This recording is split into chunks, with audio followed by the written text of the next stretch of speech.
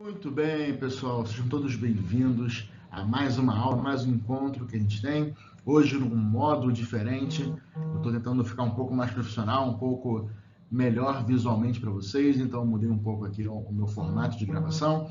Hoje vocês vão ter aí o slide para vocês acompanharem e vão ter o meu lindo rostinho aí no cantinho do vídeo de vocês. Quando acabar o vídeo, não deixem de me dar um feedback se vocês gostaram, como é que foi, se a aula dessa maneira está melhor do que estava antes, visualmente ficou mais claro e mais fácil de ver. Eu estou vendo aqui pela minha imagem que pelo menos está mais claro, né? Não está tão escuro como estava antes. Então a gente está agora na história do povo judeu, desde Abraham até a saída do Egito, e vamos entrar agora na sétima parte da nossa história. Ai, pessoal, quanta coisa que a gente já passou junto, hein? Quanta história que a gente já contou, mas estamos chegando já nos finalmente. E, pessoal, a gente contou a história de Moshe, a gente contou a história oculta de Moshe, a gente conta como Moshe saiu do Egito, a gente contou como Moshe virou o rei da Etiópia, e agora a gente vai continuar com a história de Moshe, de como ele vai voltar para o Egito. Moshe atendendo ao chamado divino. Vocês lembram, como eu falei para vocês, ao ser libertado, o que aconteceu com Moshe? Ele é libertado pelo seu sogro, ele tira o cajado, ele assume, né, que ele é uma pessoa boa, uma pessoa de confiança, e o seu sogro entrega Tzipora, sua filha mais velha, para casar com Moshe. E Moshe casa com ela, Moshe tem 2 filhos com ela, Eliezer e Gershon. E, muito bem, e agora o Moshe casou com a filha do Itró e ele começa a trabalhar na casa do seu sogro. O que ele vai fazer? Ele vira um pastor de ovelhinhas. E até que um belo dia, ele estava lá no seu ambiente de trabalho e uma ovelha desgarrou do rebanho. E Moshe, que não queria trazer nenhum prejuízo para o seu sogro, foi atrás da sua ovelha. Ele andou atrás dela, e andou, e procurou, e pesquisou, foi achar até que ele encontra a sua ovelha. E aonde que a sua ovelhinha estava? A sua ovelhinha estava perdida numa montanha. Montanha essa que viria a ser o Har Sinai, aquela onde a gente em breve vai receber a Torá. Então Moshe, ele estava procurando a sua ovelhinha, ele encontra a sua ovelhinha, e Moshe, no alto de toda a sua humildade, ele pega a sua ovelha no colo e decide levá-la para casa. Afinal de contas, ela andou muito. Ele também andou muito, mas ela andou muito, ela fugiu do caminho, ela teve que subir uma montanha, se perdeu, e ele tinha compaixão com os animais. Ele era uma pessoa muito humilde, uma pessoa muito boa. Então ele pega a ovelhinha no colo, coloca ela no colinho e começa a ir embora da montanha. Naquela hora, Moshe escuta uma voz. Que voz é essa que Moshe escuta? Deus decide se revelar a Moshe. Ao ver aquela cena toda, ao ver que Moshe está no alto da sua humildade, ele fala, não, esse é o cara, é esse que vai libertar o meu povo do Egito. Então, o que Hashem faz? Hashem, ele se revela para Moshe. De que maneira Hashem se revela para Moshe? Com a famosa sarça ardente, né? Aquela árvore que pegava fogo e não se consumia. Um milagre. Assim, Deus aparece para Moshe Rabbeinu.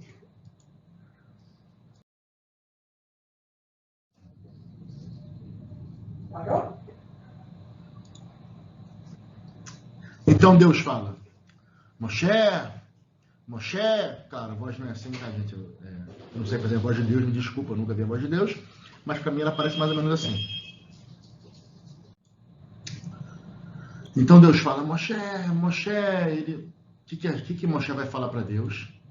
Eis-me, estou aqui, quem me chama? E Deus se revela. Tira a sandália, porque a terra onde você está pisando é uma terra sagrada. E aí nessa hora, pessoal, o que uma pessoa vai fazer? Você vai tirar a sandália, você vai obedecer, obviamente, a Deus, e se revelando como Deus, todo mundo vai ficar curioso. Cadê Deus? Como é que é Deus? Onde é que está? Quem está falando comigo? Mas o que Moshe faz?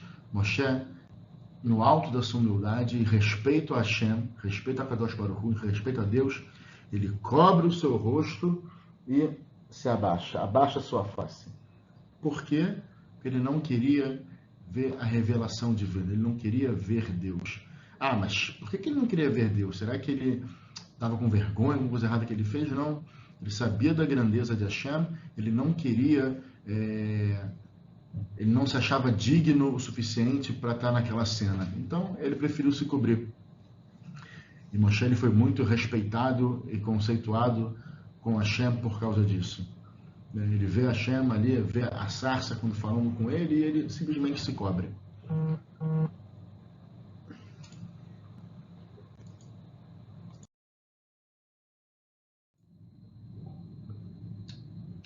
Deixando o cartão de visitas. Muito bem. Então, Moshe, ele está lá conversando com a árvore está conversando com Moshe, Deus está falando com Moshe. Ele começa a passar, Hashem começa a passar todas as diretrizes para Moshe. Moshe, você agora vai libertar meu povo. Moshe, não, que isso? Quem sou eu? Né? Eu não posso fazer uma coisa dessa, sou gago, nem sei falar direito, escolha outra pessoa. Deus insiste, tem que ser Moshe.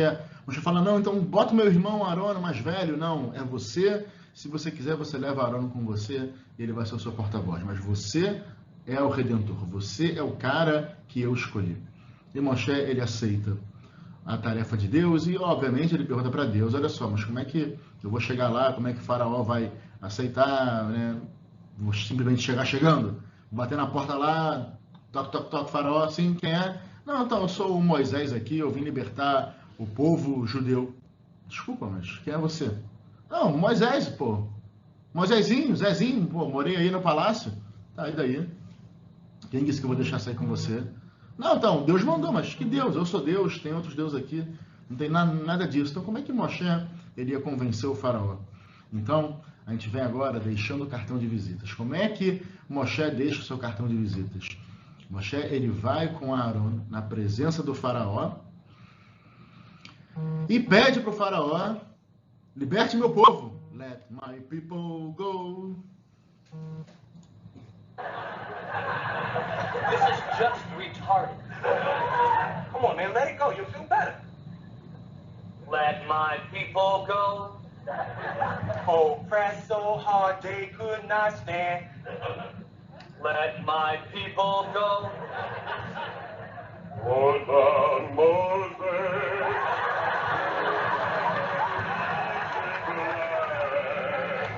Hello, Pharaoh. Let my people go.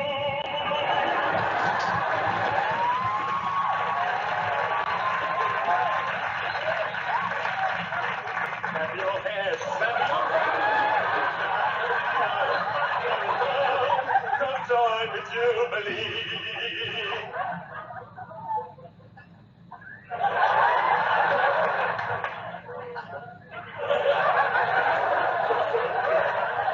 Get out of here, man.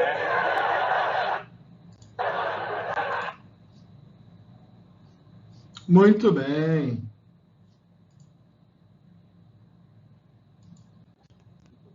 Então, o que acontece? O faraó, ele decide não atender ao pedido de Moshe. E assim, vamos dar início às 10 pragas. Mas antes de começar as 10 pragas, teve um teste. Teve uma prova.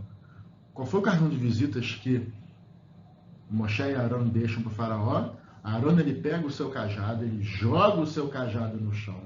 E o seu cajado vira uma cobra. Naquela hora o faraó ri. Ah, você está brincando, né? Essa mágica de criança aí. Qualquer um faz isso. Vem cá, chama os conselheiros dele. Vamos lá, os magos jogam também seus cajados no chão e tudo vira cobrinha. Você faz isso? Eu também sei fazer. Qualquer pessoa faz isso. Mas o milagre agora vem ao contrário.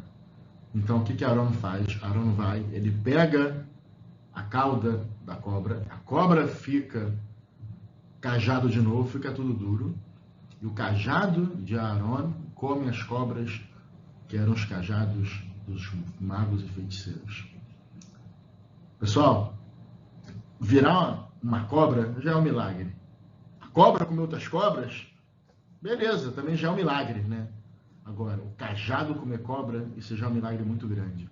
Mas começa aqui a saga do faraó, quando ele resolve endurecer seu coração, ele resolve fechar os seus olhos e ele decide não aceitar o que está acontecendo. Dando início o quê? Às 10 pragas. o início do fim. Então, o que acontece? Eu golpearei a água do rio com o cajado que está em minhas mãos. Em minha mão, desculpa. E ela transformar-se-á em sangue. Praga do sangue da... Essa foi a primeira praga. A primeira praga que quem realiza é Aaron HaKohen. Por que foi Aaron HaKohen que realizou essa praga? E não foi Moshe, porque Moshe ele foi salvo pelo rio Nilo.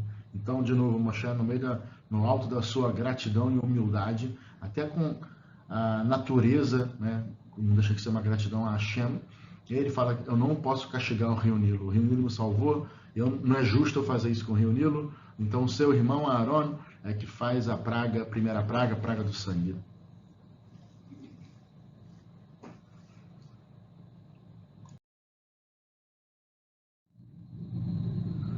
Uma coisa importante da gente saber é que toda praga, deixa eu voltar aqui importante da gente saber é que toda praga ela vinha com uma mensagem. Não era só uma praga. Você pode parar e pensar, por que 10 pragas? Por que tinha que ser nessa ordem as pragas, conforme a gente vai ver agora? Tudo isso tinha um motivo. A gente vai entender um pouco mais para frente o real motivo dessas pragas. Tá bom? Mas elas não foram realizadas de maneira aleatória. Então, leva a gente à segunda praga, que é a praga dos sapos. Aponte o cajado em sua mão para os rios, canais e reservatórios, e faça rãs emergirem sobre a terra do Egito. Fala Hashem para Moshe. Trouxe então a praga dos sapos, a praga do Tzfardea. Olha que curioso, pessoal, vocês já devem ter ouvido isso, né? Não é a primeira vez, com certeza. E a praga do Tzfardea, em hebraico, Tzfardea, é sapo e não sapos. Então, como é que a praga dos sapos se chama sapos e não sapo, né? Como tá? E a explicação, o Midrash, ele fala que o que aconteceu é que subiu um sapo gigante para o Egito. Um sapo como nunca visto antes, um sapo muito grande. E os egípcios, obviamente, com medo daquele sapo, eles batiam no sapo. E quanto mais eles batiam no sapo, mais aquele sapo cuspia sapos. Então, quanto mais eles batiam, mais se multiplicava. Mais batia, mais se multiplicava. E isso, pessoal, foi que nem com Am Israel. Quanto mais eles batiam em Am Israel, quanto mais eles batiam em Bnei Israel, mais a gente se multiplicava. A gente não deixava se quebrar pelas maldades que os egípcios fizeram com a gente. E a mesma coisa, como eu falei, na praga do sangue, né? A gente era obrigado a buscar água para os egípcios. A única maneira que o egípcio tinha de ter água potável, que eles tiravam antes do rio Nilo, água de poço e tudo mais, era comprando água do judeu. Eles não podiam beber água do copo do judeu, eles não podiam roubar água do judeu, eles tinham que pagar para o judeu para ter aquela água. Pagava um preço muito caro. Então Hashem ele começou a devolver de maneira gradativa tudo mal que o Egito fez para o Bnei Israel. E curioso é que toda a praga ela vinha com aviso. Moshe avisava que a praga ia acontecer, levava alguns dias, acontecia a praga durava uma semana e a praga depois saía. Moshe tirava a praga a pedido do faraó. E toda vez era a mesma história. Moshe ia pedir, o faraó falava que ia libertar o povo, que não ia liberar o povo, vinha a praga, o faraó pedia desculpas, o Moshe tirava a praga e o faraó mudava de ideia e não queria mais libertar o povo. O que leva a gente agora a ter...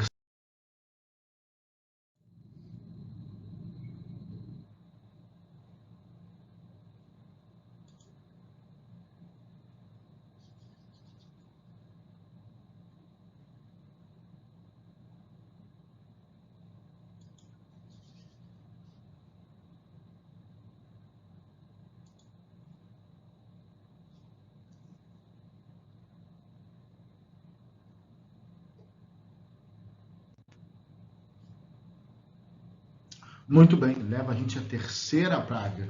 A praga, que praga é essa, pessoal? Vocês aí em casa? Quimim, a praga dos piolhos. Estenda seu cajado e golpeie o pó da terra. Ele transformar-se-á em piolho sobre todo o Egito. Praga, piolhos, Quinim. Essa praga, tanto como a primeira praga, a segunda praga, também essa terceira praga, quem realiza é Aaron HaKohen. Porque, de novo, agora em relação à terra, Moshe tinha gratidão com a terra. Que terra era essa? A terra que escondeu o corpo do egípcio que ele matou. Então, como a terra ajudou ele, não seria justo com Moshe, não seria justo Moshe golpear a terra e trazer um mal para a terra. Então, pessoal, a gente vê como é que realmente Moshe, ele era um poço de humildade, ele era um dos exemplos maiores de humildade que tem na Torá, e ainda assim, a maneira que ele portava, a maneira que ele agia, não só com o ser humano, mas também com a vida, com animais, com seres inanimados, com a natureza, né? Quem é que deve alguma coisa para a água? Quem deve algo para a terra? A gente deve e nem sabe, né? Então essa foi, pessoal, a terceira praga. E de novo, Faraó fala que vai libertar o povo, Moshe tira a praga e Faraó muda de ideia. Quarta.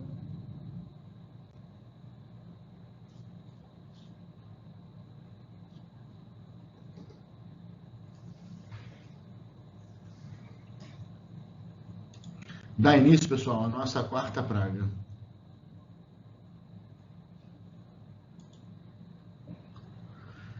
Né? E se não enviar meu povo, eu enviarei uma mistura de animais selvagens sobre você, seus servos e suas casas. Essa foi a praga dos animais ferozes. Animais selvagens, né? No caso. Animais ferozes, animais selvagens. A praga de Arov.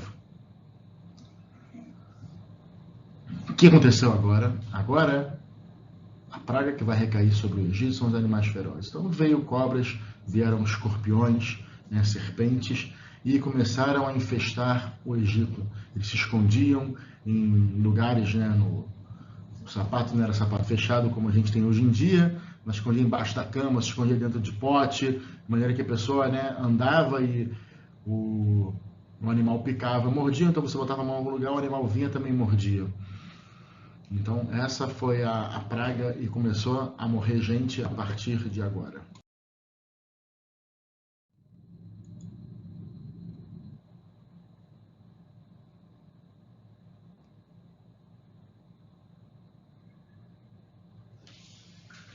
Está carregando, vamos agora para Dever. Eis que a mão de Deus será contra seu gado no campo. Os cavalos, os jumentos, os camelos, gado e rebanho morrerão de uma epidemia muito severa. Praga essa, epidemia. Praga de Dever.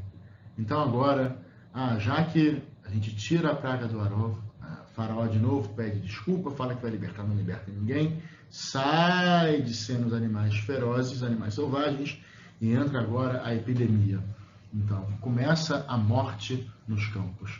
Começa uma morte com os animais. Essa epidemia ainda não atinge as pessoas, ela vai atingir os animais. Começa a afetar o Egito, né, economicamente, começa a acabar com os animais, a comida deles, maneira de negociar, os seus deuses também.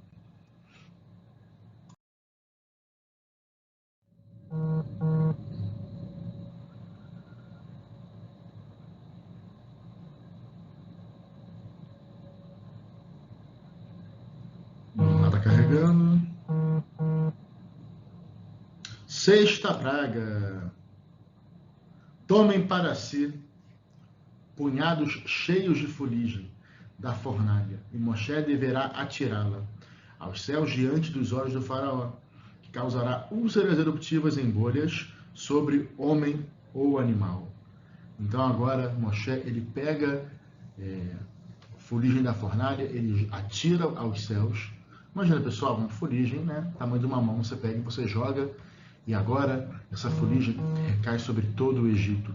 Causa úlcera, causa bolha, causa ferimentos em todos os animais, nas pessoas, né? De maneira que a pessoa não conseguia mais fazer nada, você fica se coçando. Imagina que você está com uma mordida de mosquito que coça. Agora imagina isso no seu corpo inteiro. Você está com o seu corpo inteiro coçando, agonia que não deve ser. Praga de úlcera, Shrim. Sétima praga.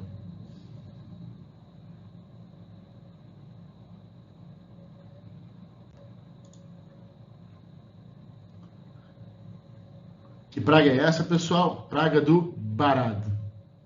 Agora, eu trarei um granizo muito pesado a esta hora.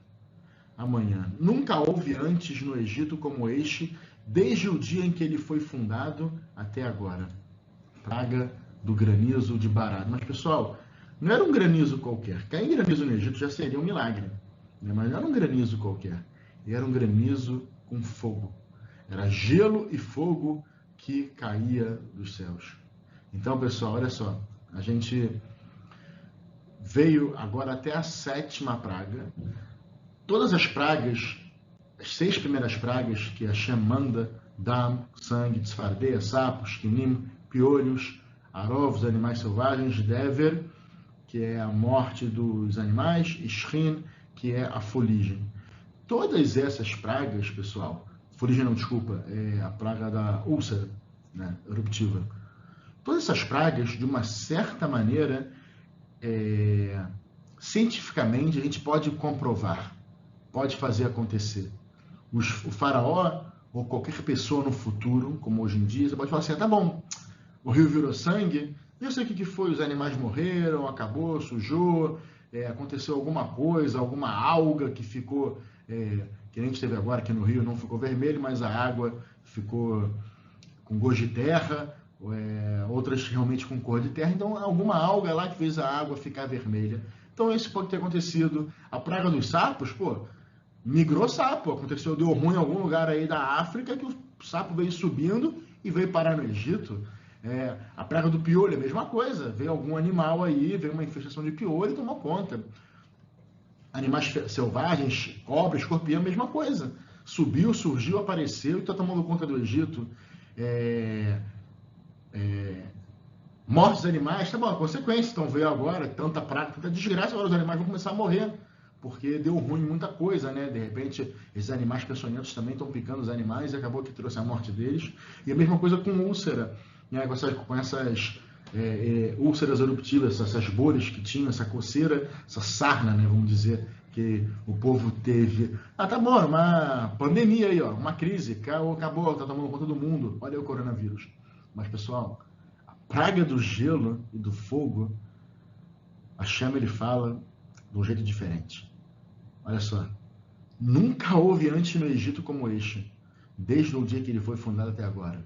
Então, pessoal, sapo todo mundo já viu, sangue, agora. Isso que vai acontecer, meu amigo, ninguém nunca viu. Vocês nunca viram. Então, se preparem, porque a chapa vai esquentar.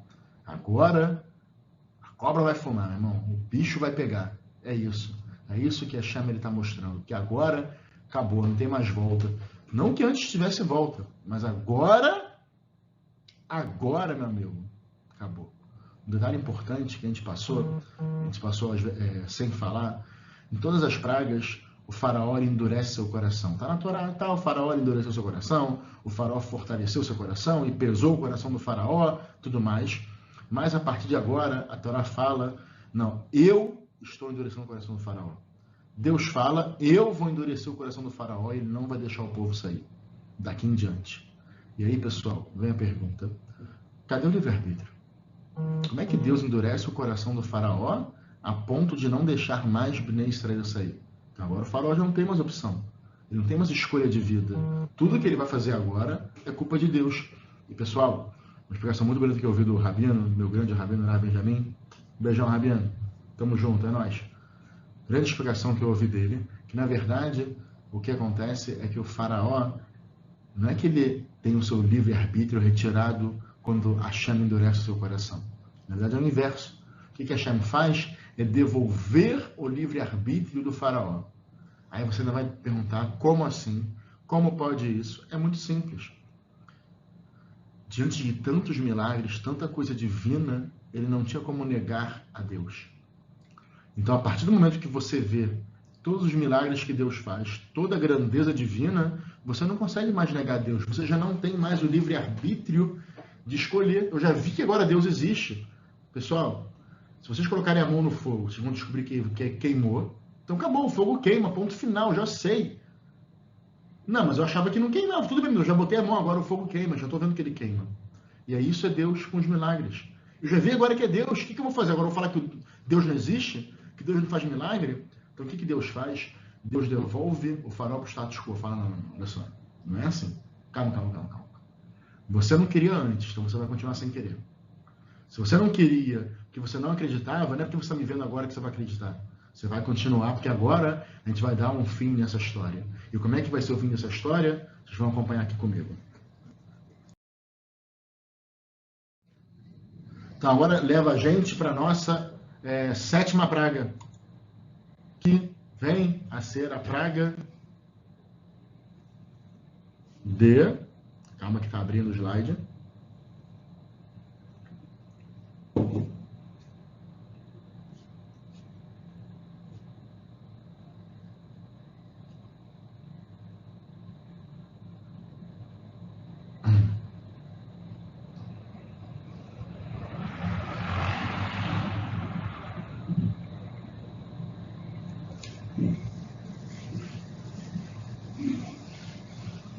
Vem a ser esta praga que vocês estão vendo agora.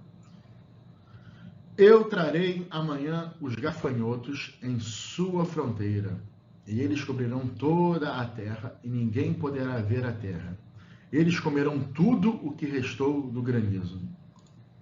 Praga é essa? Praga dos gafanhotos, a praga Arbe. Pessoal, lembra que eu falei, tudo vai ter uma explicação dessa sequência de pragas. Então, o que sobrou do granizo, o que o granizo caiu e não destruiu, agora o gafanhoto vai acabar. Então, se o granizo caiu, ele atingiu uma árvore, a árvore quebrou, ou então veio, ele atingiu a plantação e destruiu um pouco a plantação, né? O caule estava em pé, então bate o granizo, o caule quebra, vai vir agora o gafanhoto e vai comer tudo e vai acabar tudo. Vai dar um fim ao que resta no campo egípcio. E agora para a nossa penúltima praga.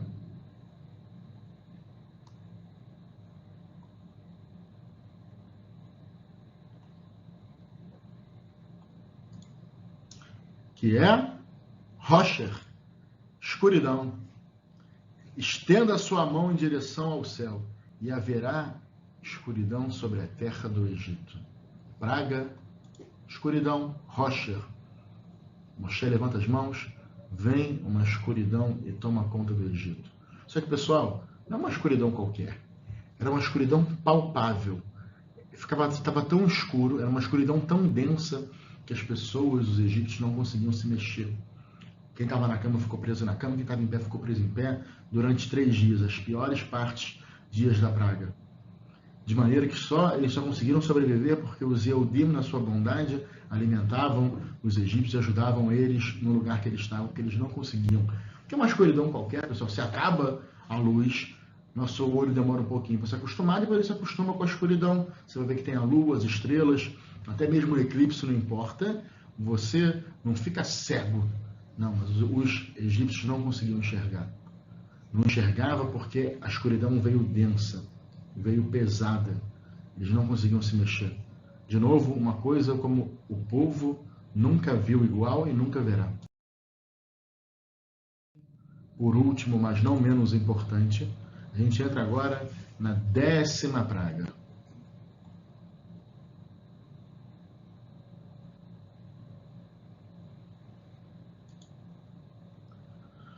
Por volta de meia-noite, eu sairei no meio do Egito.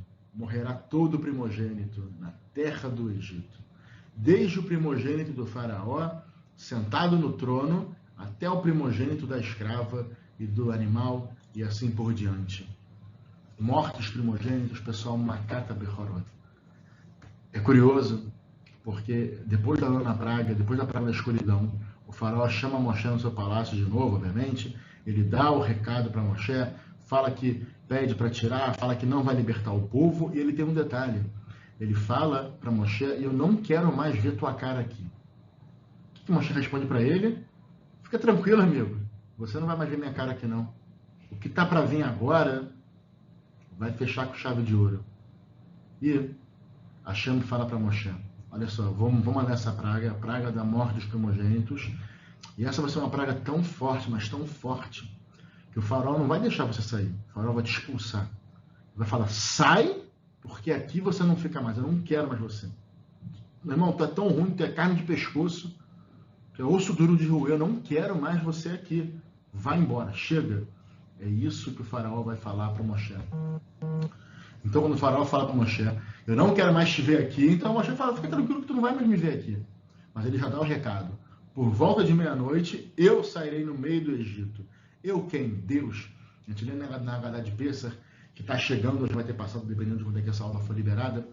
Tá? Na Haggadah de Pessah, a gente vê quando a gente fala sobre a morte dos primogênitos. Está lá, Deus fala, fui eu, e não um anjo, não um serafim, não um enviado. Eu desci no Egito e golpeei as casas e matei os primogênitos. Deus, nessa hora, dá uma revelação suprema no Egito. Acabou. Ele vem, ele aparece, ele chega e finaliza as pragas do Egito com a morte dos primogênitos. E nesse momento, pessoal, não tinha mais opção, não tinha mais o que fazer. O faraó expulsa Bnei Israel de todo o Egito. Então agora, como eu tinha prometido para vocês, por que tem que ser dessa maneira? Tem que ser dessa maneira pelo seguinte motivo, pessoal. Por que as pragas vieram nessa ordem? Sangue. Antes de qualquer guerra, né, o general de seus exércitos invadirem a cidade inimiga, o que eles fazem? Eles envenenam os poços de água dos inimigos. Para fazer o quê? Para o inimigo ficar encurralado, estou dentro de casa agora, estou dentro da minha cidade, não tem mais água potável, e ou eles vão morrer, ou eles vão ter que sair para lutar com a gente. Então a primeira coisa que a Hashem faz é acabar com a água potável do Egito. Sapos. Então agora o que o general faz? Ele toca os seus tambores e trombetas e os seus instrumentos mais altos para o barulho assustar os seus inimigos. Da mesma forma vieram os sapos, eles coachavam tão alto, mas tão alto, imagina só pessoal, milhares, milhões, zilhões de sapos coachando o tempo todo. O quão ensurdecedor deveria ser no Egito. Depois vieram os piolhos. O general, ele ordena os seus soldados lançarem flechas sobre seus inimigos a fim de matar os soldados e botar um pouco de medo neles. Então, antes de você invadir ou atacar o inimigo, eles atiravam flechas nos seus inimigos a longa distância para poder já ir matando alguns e colocando medo naqueles que estão sobrando. E isso vieram os piolhos. Da mesma forma veio o piolho no Egito, que eles feriram os egípcios como flechas. Os animais selvagens. Antes do ataque, o general chama outros exércitos para se juntarem a eles na batalha.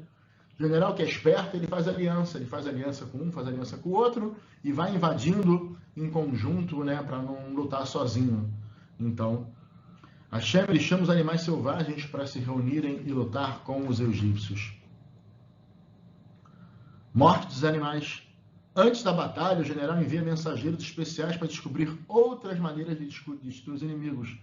Vão espiões, galera que vai na frente, vai infiltrada para ver como é que eles podem atacar o inimigo de maneira mais precisa. Onde é que eu posso atacar? Qual o pilar que eu tenho que derrubar para esse prédio cair? Não é quebrar qualquer parede, vamos derrubar o pilar principal. Então Hashem ele trouxe uma praga especial, castigando os animais egípcios, né? Os animais que serviriam até para a guerra, para puxar a carroça e as brigas de luta. Furúnculos, né? A úlcera. O general ele procura meios de destruir os soldados no campo inimigo, de modo que restem menos soldados para lutar. Então Hashem fez isso com os egípcios, ele fez ficarem doentes, né, com os furúnculos, para ir enfraquecendo cada vez mais os egípcios e o povo egípcio. Tá, pessoal? A cada praga que passava, os egípcios viravam para o faraó e falavam, cara, deixa eles irem embora. Imagina só a pressão que o faraó estava sentindo. Não é igual o panelaço que a gente escuta aí todo dia aí contra o presidente. É uma coisa muito maior. Eles iam lá na porta do palácio do faraó e reclamavam com ele, vem cá, o que mais está esperando aí para libertar esse povo? Deixa eles irem embora. Depois vem o granizo. O que o general faz depois disso tudo? Ele começa, né, com as catapultas a tirar pedras na cidade, pedras grandes para poder começar a destruir os edifícios e carroças e tudo mais. E assim também Hashem ele manda o granizo em cima dos egípcios.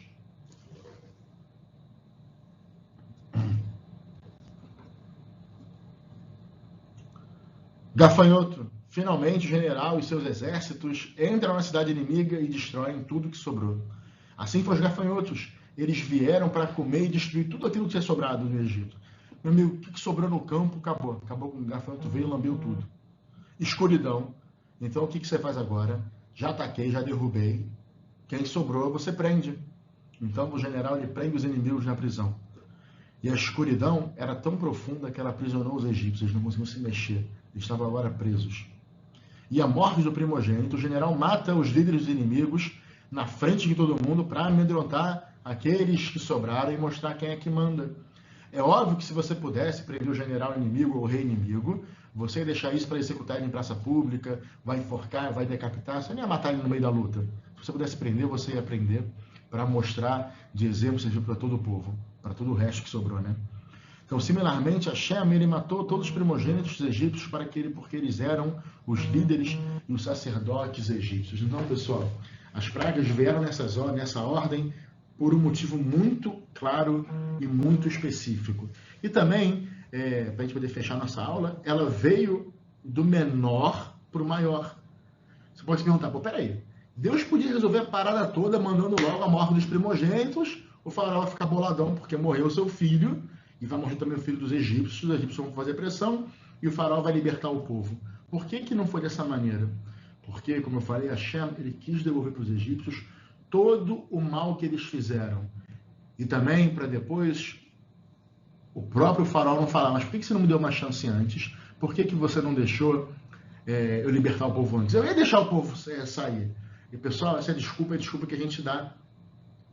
Quando vocês fazem uma coisa errada, vem o pai de vocês, coloca vocês de castigo, e vai virar e fala, não, hoje em dia a gente tem outras maneiras, mas na minha época, que não tinha celular, videogame era uma coisa um pouco rara, meu pai me proibia, sei lá, de ir em qualquer festa. Se tiver qualquer festa de um amigo seu aí, da turma, você não vai. Beleza. E aí chegava a festa do seu amigo próximo, e você falou, quer saber, eu já sei que eu não vou nem pedir pro meu pai. Vou chegar lá, vou pedir, ele vai me dar não, vai me dar um sermão, cara, não tô a fim de ouvir não vou pedir pro meu pai. Você não pede. Aí vem a segunda festa, você fala, pai, vai ter a festa do Pedrinho, posso ir? Ué, lembra que eu falei contigo que tu não vai na festa? Mas pai, teve a festa da Mônica e eu não fui já. Mas que festa da Mônica? Não fiquei sabendo de nada, você não me pediu. Ou seja, o seu pai, ele quer tirar o direito de ir na festa, não é você escolher. Não, então você não vai na festa do Pedrinho. Mas peraí, eu já não fui na festa, por que você fez isso comigo? Então a mesma coisa Deus fez com o faraó. Eu vou te dar chance, tá lá. Eu vou botar e você vai falar que não, vou botar e você vai falar não. Agora, se eu te der logo a última, você vai poder argumentar. As outras pessoas vão poder argumentar. Os outros povos vão argumentar por que Deus não deu uma chance. E teria dado a chance e ainda assim o faraó não teria aceitado. Ou seja, ele queria mostrar que eu vou dar a chance e você não vai aceitar. E assim foi, assim aconteceu. Pessoal, falta muito, muito pouquinho para a gente fechar nossa linda história, essa sequência de aulas maravilhosas, pelo menos maravilhosas para mim, que estou dando para vocês, estou aprendendo muita coisa nova, espero que vocês também estejam aprendendo. Então, olha só, pessoal, não deixa de curtir o nosso canal, dá um like aí no nosso vídeo, acessa o nosso outro vídeo aí que também está na página de vocês, principalmente se puder, eu agradeço, me manda no WhatsApp, manda um feedback, o que você achou, se acha melhor dessa maneira, da outra maneira, de gravar a aula, tá bom, pessoal? Beijão para você, beijão mãe, você que está me acompanhando, vai assistindo as aulas, que é muito importante. Valeu, pessoal!